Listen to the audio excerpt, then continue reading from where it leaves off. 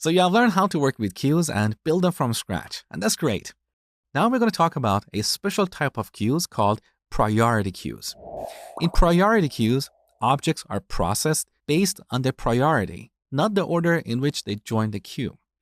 As an analogy, imagine you have a pile of mails to open, but you don't want to open them now.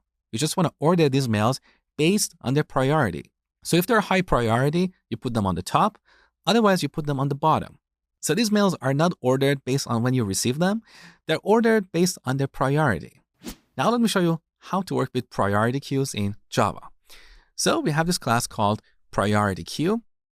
This is also a generic class, so here we need to specify a generic parameter. Let's say we want to have a queue of integers. So we're going to create this queue. Now we add a few items. Let's say 5, and then 1, then 3, and 2. Now we're going to pull out these items one by one. But as you will see, these items are not going to come out in the order that we added them to the queue. Let me show you. So while this queue is not empty, we're going to print queue.remove.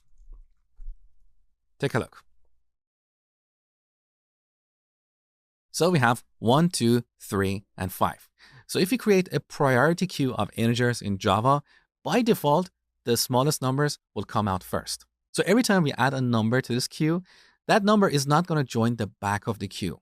It's going to be inserted exactly where it should be. So all these numbers are sorted. So that's how we use priority queues. Next, we're going to build a priority queue from scratch.